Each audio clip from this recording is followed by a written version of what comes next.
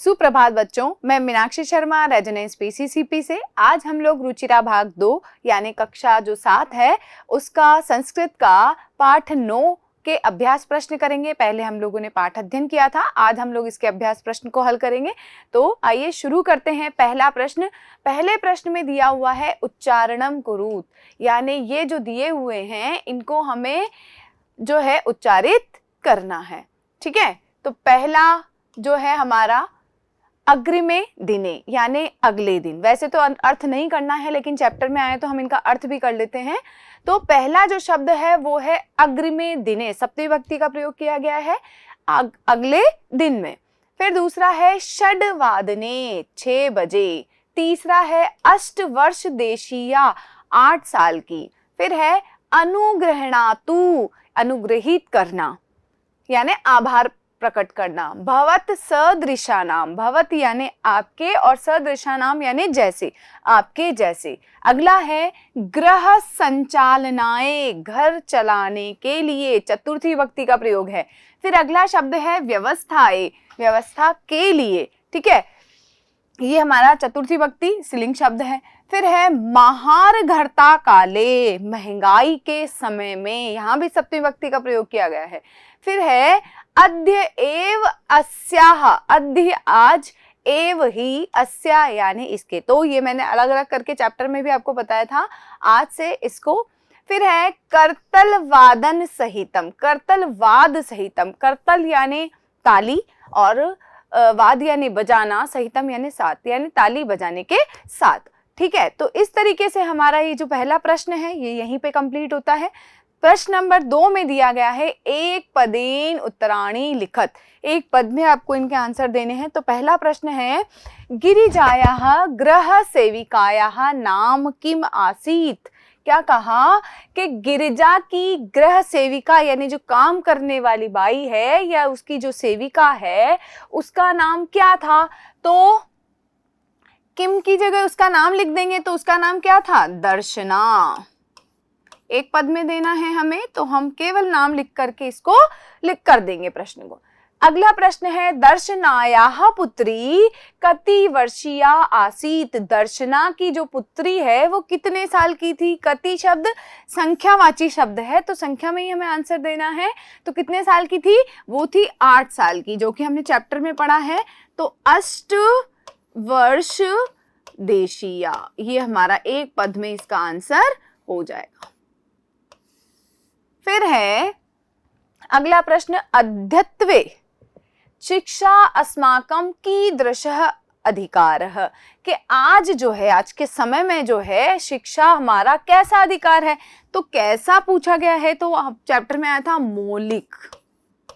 कैसा अधिकार है, ये हमारा मौलिक अधिकार है।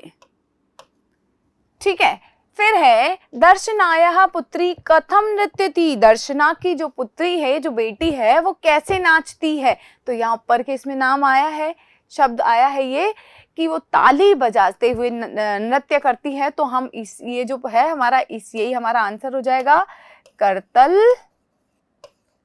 वाद सहितम। ठीक है, ताली बजाते हुए, वो ताली बजाने के साथ वो नृत्य करती है। तो इस तरीके से हमारा प्रश्न नंबर 1 और प्रश्न नंबर 2 पूरा होता है। बढ़ते हैं प्रश्न नंबर 3 की ओर। प्रश्न नंबर 3 में जो पहला प्रश्न है इसमें पूर्ण वाक्येनोत्तरत यानी पूरे वाक्य में हमें आंसर देना है। तो पहला प्रश्न है अष्टवर्ष देशीया दर्शनायाः पुत्री किम समर्था आसीत। 8 साल की जो दर्शना की पुत्री थी किस कार्य में समर्थ थी। तो उसने कहा था कि वो एक घर का पूरा काम कर लेती थी। तो हम यहाँ किम की जगह क्या लिख सकते हैं, केवल हम लिख सकते हैं गृहस्य संपूर्णम कार्यम कर्तुम समर्था आसीत। इसको साथ के साथ ये जोड़ देते हैं।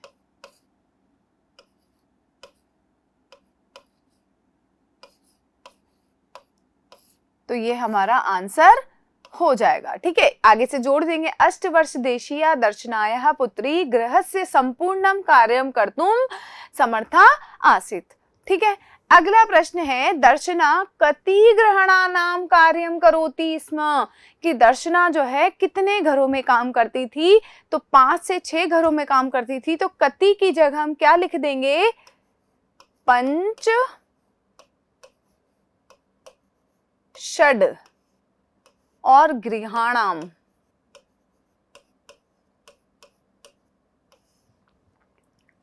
कार्यम करोति स्म। ठीक है, आगे वाला जोड़ ही देंगे, दर्शना पंच षड गृहाणाम कार्यम करोति स्म, तो पूरे वाक्य में हमारा आंसर हो जाएगा। तो इस तरीके से प्रश्न नंबर 3 के 2 प्रश्न होते हैं। बढ़ते हैं आगे।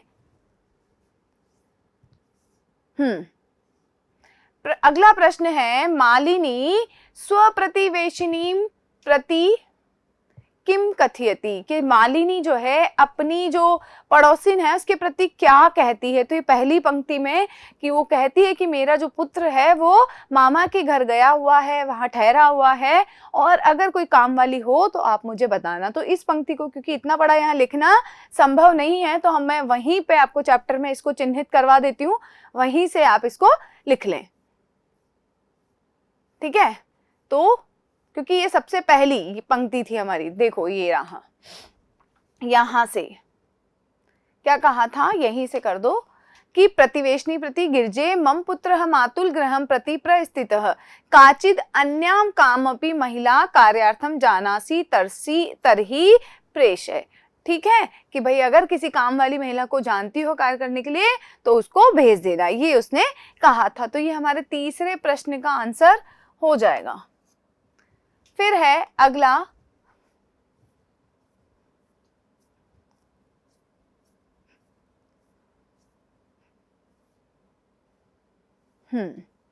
अगला प्रश्न है अद्यत्वे छात्राः विद्यालये किम किम निशुल्कम प्राप्नुवन्ति, कि आजकल बच्चों को विद्यालय में क्या क्या निशुल्क यानी फ्री में दिया जाता है, क्या क्या फ्री में प्राप्त होता है।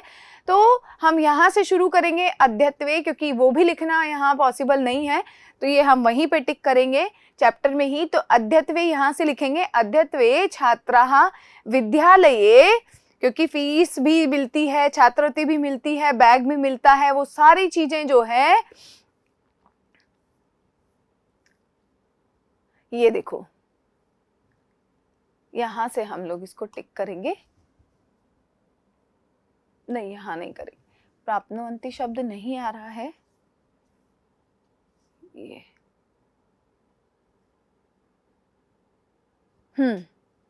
ये हम लोग लिखेंगे। क्या क्या मिलता है, निशुल्कम शिक्षा। ठीक है, यहाँ शब्द जो लिखेंगे कि क्या क्या, किम किम की जगह निशुल्कम शिक्षा, निशुल्कम गणवेशम, पुस्तकानि, पुस्तक स्यूतम, पाद त्राणम, मध्याह्न भोजनम, छात्रवतीम इत्यादिकम सर्वम एव प्राप्नुवन्ति, वो वाले शब्द को हम जोड़ देंगे यहाँ से।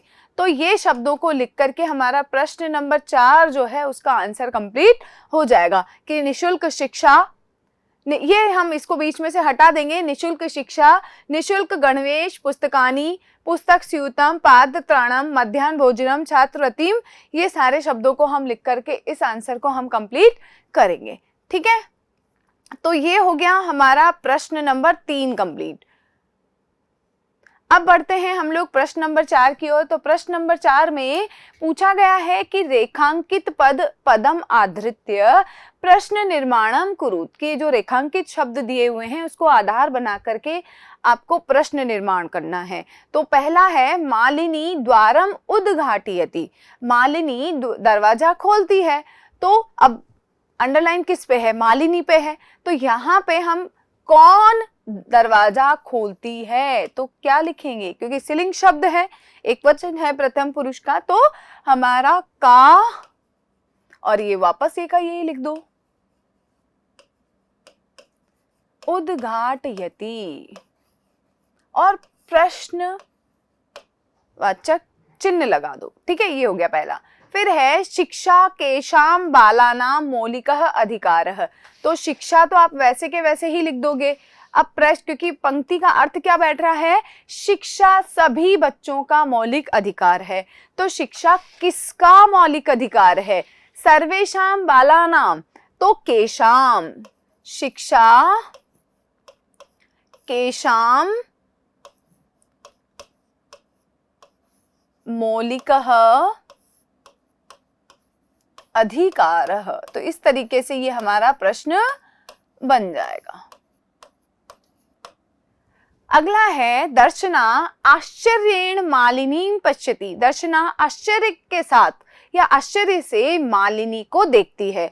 तो दर्शना आश्चर्य से किसको देखती है, द्वितीय विभक्ति का प्रयोग करेंगे। तो हम लिख देंगे दर्शना, द्वितीय विभक्ति में क्या आ जाएगा, का के काहा, काम के, तो काम एक वचन ही है क्योंकि आश्चर्येण काम पश्यति, किसको देखती है, ठीक है। अगला है दर्शना तस्याः पुत्री च मिलित्वा परिवारस्य भरण पोषणं कुरुतः स्म। कि दर्शना और उसकी पुत्री मिलकर के परिवार का भरण पोषण करती थी। तो दर्शना और उसकी पुत्री मिलकर के क्या करती थी, कि परिवार का, किसका, सॉरी, क्योंकि परिवार वाला प्रश्नवाचक शब्द बनाना है तो वहां से बनाना है, तो किसका भरण पोषण करती थी। तो इसका जो हम बनाएंगे तो हम लिखेंगे दर्शना तस्याः पुत्री च मिलित्वा, अब परिवारस्य की जगह कस्य, किसका, भरण पोषणम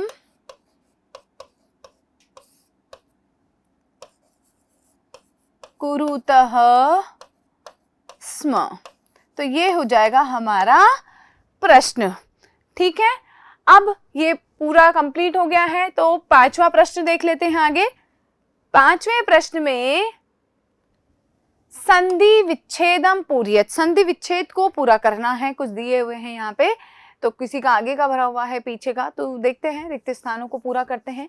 पहला है ग्रामम प्रति, और दोनों अलग अलग। तो ग्रामम तो यहाँ कर ही दिया, हम दूसरा क्या लिख देंगे, हम लिख देंगे यहाँ पे प्रति। संधि का नाम तो लिखना ही नहीं है, सिर्फ रिक्त स्थानों को पूरा करना है। अब यह शब्द है कार्यार्थम, तो यहाँ अर्थम तो दे ही रखा है, आगे का शब्द क्या है, कार्य, ठीक है। कार्य अ और अ मिलकर के आ हो जाता है, दीर्घ संधि हमारी दे रखी है यहाँ पे। फिर है करष्यति, करिष्यति एषा, तो करिष्यति दे रखा है, बचा क्या है, एषा, ठीक है। तो यहाँ पर ई और ए गुण संधि हो रही है। सो उदर पूर्ति, उदर पूर्ति दे रखी है, तो केवल यहां पर गुण संधि है हमारी, ठीक है। यहाँ सॉरी यण संधि है यहाँ पे, अगले में तो इस वाले में यण संधि है, यहाँ पर गुण संधि है। अप्येवम, तो अपि दे रखा है, बचा है हमारा एवं, यहाँ भी गुण संधि है हमारी, ठीक है। ई को य बना दिया गया है, यहाँ पर भी ई, इसको य बना दिया गया है। तो इन दोनों में गुण है, इन दोनों में यण है, इसमें गुण है और इसमें दीर्घ संधि है, ठीक है। तो ये हमारा ये प्रश्न यहाँ पर पूरा होता है। प्रश्न नंबर 6 जो है उसमें समानार्थक पदानी मेलियत, समानार्थक पदों को हमें मिलाना है। तो देखते हैं, पहला है आश्चर्येण, आश्चर्यपूर्वक, तो उसके लिए शब्द आया है हमारा विस्मयेन, क्योंकि विस्मय शब्द का अर्थ भी आश्चर्य ही होता है।